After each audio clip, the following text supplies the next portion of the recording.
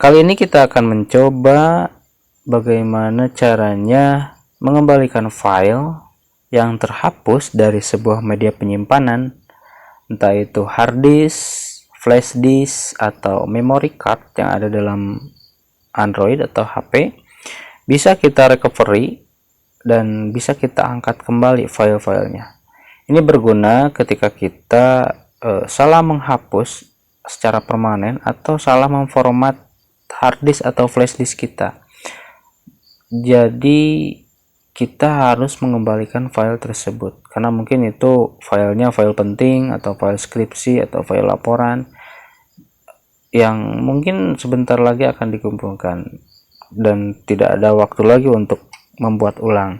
Makanya kita perlu skill untuk mengembalikan file atau folder yang terhapus ke bentuk semula atau ke aslinya ya. Pada saat ini saya sudah memiliki satu buah memory card yang isinya adalah sebuah gambar seperti ini. Ada flash disk, ada hard disk, ada memory card slot yang seperti ini, kemudian ada wallpapernya juga. Nah, rencananya saya akan menghapus atau memformat flash disk atau memory card ini ya. Jadi di format supaya semuanya hilang. Kemudian nanti kita buat file DD-nya atau file cloning dari memory card-nya. Setelah itu kita akan coba untuk recovery file menggunakan file cloningan dari memory card tersebut. Itu ya. Jadi kita tidak langsung ke medianya tapi lebih ke cloningannya. Kenapa? Karena kalau kita belajar digital forensik, ketika kita menganalisa data, menganalisa file, itu tidak langsung mengakses ke media fisiknya atau media apa sebutnya, media fisik lah, media aslinya gitu ya. Kenapa? Karena menjaga keaslian barang bukti tersebut gitu. Jadi kita belajar digital forensik juga di sana supaya menjaga barang bukti tersebut asli dan tidak direkayasa oleh kita, tidak ada tuduhan untuk merekayasanya. Makanya kita cloning atau kita buat kopiannya menjadi sebuah file ya. Di Linux ini sudah ada secara standar, yaitu perintah untuk mengcopy sebuah media penyimpanan, entah itu hard disk, flash disk, atau memory card. Kita bisa langsung mengcopy-nya tanpa harus install tools apa lagi, tool yang lainnya ya. Oke, kita coba langsung saja. Pertama kita coba untuk format dulu ya. Di sini format, misalkan volume name-nya saya kasih kartu memori. Nggak bisa ya, atau misalkan kartu saja deh, kartu. Kemudian kita kasih next, kemudian warning all data and volume will be lost. Oke, kita format saja ya. Nah, kita sudah selesai card reader. Oke, di sini kosong ya, kartu ini tempatnya kosong, berarti si file-filenya udah terhapus semua. Nah, sekarang kita coba buka terminal.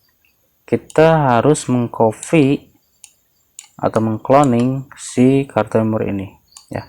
Kita coba cari tahu dulu alamat medianya ada di mana dengan cara masukkan sudo kemudian fdisk spasi -l.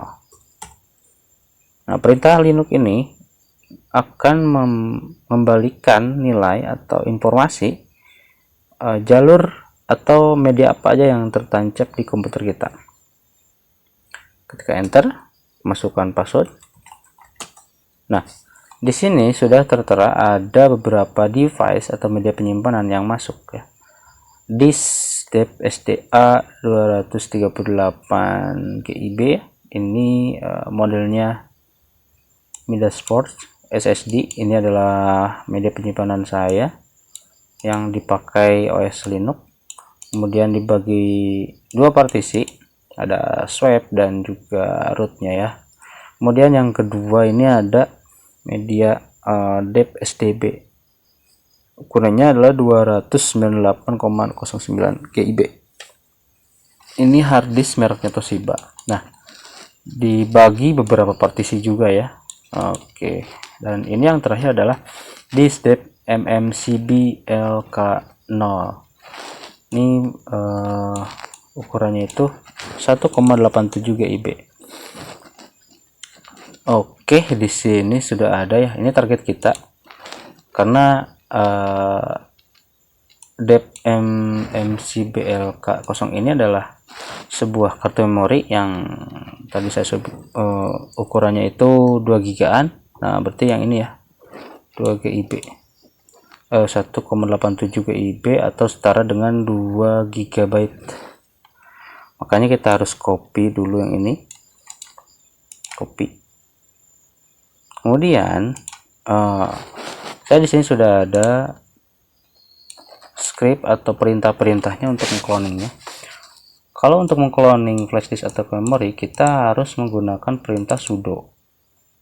Kemudian diikuti dengan perintah dd atau dd, kemudian if. Ya, if ini adalah dimana sih letak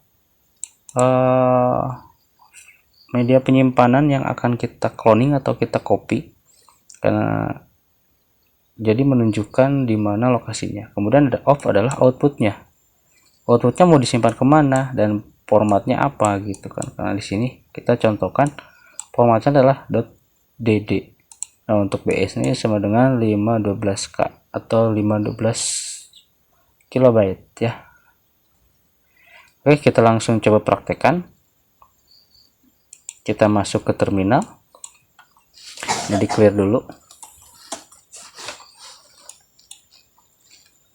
Nah, kemudian kita coba pakai ini ya,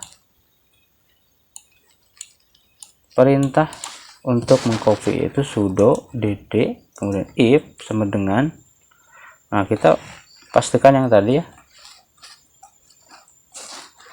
jangan lupa titik yang hilangin. Dep MMCBLK0 ini adalah jalur yang memuat suatu kartu memori. Kemudian kita spasi, kemudian off sama dengan, nah di sini kita arahkan ke mana akan kita simpan file hasil kopian atau cloningan dari sebuah kartu memori tadi. Kita coba tampilkan di desktop aja ya. Jadi kita masuk ke home, dia nama usernya, kemudian desktop. Nah, setelah ini kita langsung masukkan nama filenya ya. Nama filenya misalkan mmc.dd gitu, and klik enter dan tunggu sampai semuanya beres. Jika terminalnya meminta password, isi password dengan benar karena kita memakai perintah sudo ya. Tapi jika tidak, dibiarkan aja seperti ini klip ya, walaupun tidak ada indikatornya, tapi ini sedang berjalan untuk mengcopy filenya. Kalau kita lihat di desktop ini sudah ada filenya, tapi di sini prosesnya belum selesai ya. Kita tunggu dulu sampai selesai, sampai ada tulisan yang seperti ini yang di atas, berarti tandanya sudah selesai. Tapi kalau misalkan seperti ini berarti masih belum, kita tunggu aja. Nah, selanjutnya kita harus bisa mengembalikan file yang terhapus tadi. Caranya dengan apa? Dengan tool yang namanya Formos ya. Jadi kalau masih belum punya di Linux-nya, silakan install dulu. Banyak tutorialnya di Google, ada di GitHub-nya juga ada, itu toolnya Formos ya. Kalau yang udah terinclude di OS-nya itu tinggal pakai saja. Kalau misalkan belum ada, tinggal diinstal menggunakan perintah-perintah yang sudah tersedia. Di sini saya tidak akan menjelaskan bagaimana installnya, tapi di sini lebih ke cara penggunaannya. Kalau untuk install silahkan cari sendiri di YouTube atau di Google, sudah banyak yang membagikan cara installnya. Ya, di sini ada perintahnya semacam ini. Oke, kita tunggu dulu sampai semuanya selesai. Nah, ini sudah selesai ya. Kita lihat di sini perintah sudo ddif ini, setelah kita enter dia menghasilkan output seperti ini. Panjang ya nilainya, record in-nya, kemudian out-nya sekian, kemudian byte-nya ada ukurannya 2,0 giga atau 1,9 GB ya. Ini output setelah kita mengkopinya. Berarti proses untuk mengcopy atau cloning kartu memorinya sudah selesai. Nah, sekarang tinggal kita pakai saja ya. Berarti kita tinggal masuk ke desktop dengan cara cd home kapulaga desktop. Oke. Nah, di sini sudah ada ya. ls sudah ada mmc.td. Kita clear dulu. Nah, kita akan mencoba untuk mengembalikan file yang tadi sudah kita format atau hapus menjadi utuh kembali. Caranya dengan apa? Dengan tools yang namanya Formos. Bisa dicari di sini Formos, atau bisa kita langsung praktekkan di terminal. Sini Formos. Kalau di enter, oh ternyata udah ada outputnya ya. Oke, kita coba dulu yang ini. cd download, kita masuk ke desktop dulu. Nah, kalau misalkan kita ls, ini udah ada ya, ada 3 folder, ada 2 folder dan 1 file. Ada hack wifi, ada output, dan 1 filenya adalah mmcdd. Kita akan coba menggunakan perintah formos, kemudian minha. Nah, minha ini atau parameter minha ini adalah untuk melihat helpnya ya, atau daftar bantuannya. Apa aja yang bisa kita pakai di sini sudah dijelaskan. Oke. Nah, versi dari Formos ini adalah versi 1.5.7. Bisa dilihat di sini. Kemudian ini adalah parameter-parameternya yang bisa kita gunakan. Untuk min V besar atau V kapital ini untuk mendisplay copyright information ya. Kemudian untuk min T kecil dia mendeklarasikan atau memberitahu apa aja atau file tipe apa aja yang harus kita recovery. Contohnya di sini adalah minta JPEG atau PDF, bisa juga pakai DOC atau DOCX atau XLSX, atau misalkan MP4, MP3 dan lain sebagainya. Kemudian ada D atau Do Not Indicator Block Detection, ini untuk Unix ya, Unix file system. Dan kita tidak menggunakan parameter ini. Kemudian ada I, yaitu specific input file. Jadi I ini adalah lokasi di mana sih kita akan menganalisa sebuah media penyimpanan tersebut. Kalau misalkan alamatnya itu langsung ke PC, kita masukkan yang alamat langsung. Tapi karena kita tidak menggunakan itu, jadi kita menggunakan file dd yang tadi sudah di copy. Kemudian ada A, read all headers, kemudian ada min W, min O, min C, min Q, atau min V kecil, yaitu verbose mode. Jadi semua aktivitasnya akan terlihat di screen. Oke, kita akan coba aja langsung ya. Kita langsung ketikkan formos, kemudian min, kita coba pakai min V kecil untuk verbose. Kemudian untuk kita masukkan yang key ya, supaya cepat dalam recovery recovery filenya gitu ya. Tapi kalau misalkan ingin yang lambat juga nggak apa-apa, nggak pakai min key juga. Kita tambahkan key, kemudian kita spasi min t. Nah, min t ini adalah kita menyebutkan spesifik file atau tipe file apa aja yang akan kita recovery. Kalau misalkan ingin semuanya di recovery, kita kasih parameternya min t kemudian all ya. Tapi karena saya inginnya file jpg kemudian file jpeg, jadi kita tinggal inputkan seperti ini. Kemudian saya juga pengennya png dan mp4 ya.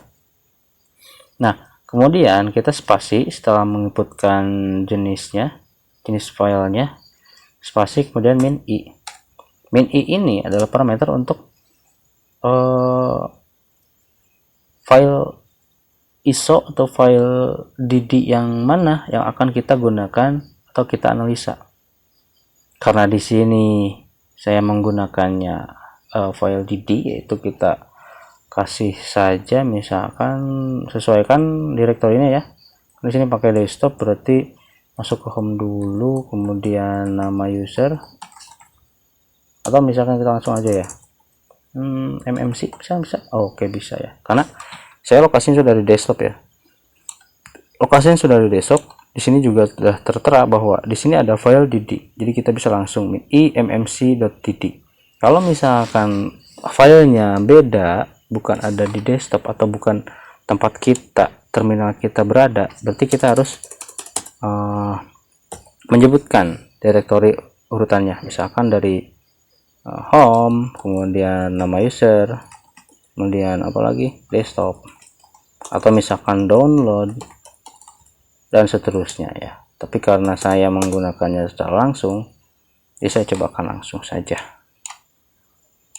Oke, saya coba perpanjang dulu. Nah, misalkan di sini ya mmc.dd, kemudian kita kasih min o, artinya outputnya kemana ya. Karena saya juga inginnya masuk ke desktop tapi dengan nama baru, maka saya akan buatnya seperti ini. Atau kita akan coba buatkan dengan full alamatnya ya. Misalkan dari sini saya ingin masukkan outputnya itu ke dalam home, kemudian nama usernya di sini Kapulaga, kemudian masuk ke desktop, dan saya akan membuat satu folder lagi yang namanya adalah output mmc. Itu kemudian namanya seperti ini ya. Setelah itu kita enter.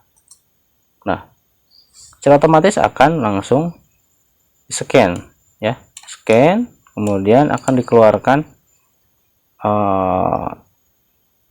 outputnya di sini di dalam screennya, dan di sini juga sudah masuk atau sudah membuat satu file dengan nama output mmc, sama seperti yang ada di sini gitu ya. Jadi setelah beres untuk nge-scan, dia akan mengembalikan file apa aja yang bisa di recovery atau dikembalikan ya. Di sini sudah ada 9 file, tentunya dengan formatnya juga ada JPEG semua ya, tidak ada MP4, tidak ada JPEG, tidak ada PNG ya. Oke. Nah, finish ya, almost finished atau sekian lah ya, seperti itu. Kita akan coba lihat apakah outputnya benar. Kita hanya punya 10 ya, karena dimulai dari angka 0. 10 file. Kita buka output mmc ini, dan di sini sudah ada dua buah folder dan satu buah folder dan satu file. Kalau kita lihat di sini audit ya, kita open mousepad, ternyata isinya adalah sama dengan yang ada di terminal tadi ya, seperti ini ya. Jadi ini untuk keperluan audit. Nah, kita fokus saja ke folder JPG ini. ini adalah folder output dari hasil recovery dari Formos tadi. Kalau kita buka, di sini ada, nah ada file-file yang sudah tadi kita hapus ya. Kalau di sini kita masih kosong ya, kita coba lihat Neo tab. Nah ini kosong ya, kosong. Tapi kalau misalkan yang ada di desktop, mana tadi, desktop home, kemudian yang tadi ini yang ini kan udah ada ya, JPEG, kemudian ini yang tadi kita format, ini sudah kembali, sedangkan di sini sudah kosong ya. Jadi itu adalah cara bagaimana kita untuk mengembalikan file yang terhapus. Makanya kita perlu tahu supaya kita bisa menjaga diri kita ya. Jika nanti ada file-file yang terhapus, kita sudah bisa mengembalikan filenya sendiri dengan cara ya memakai tools yang tadi saya sebutkan dan saya pakai. Karena dengan menggunakan tool tersebut kita bisa menghemat biaya tanpa harus beli lisensi, tanpa harus crack aplikasi lagi. Kita sudah bisa menggunakan atau memecahkan masalah yang kita hadapi saat ini. Baik, mungkin untuk kali ini dicukupkan sekian. Semoga bisa bermanfaat dan mudah-mudahan bisa jadi ilmu yang berkah. Oke, terima kasih.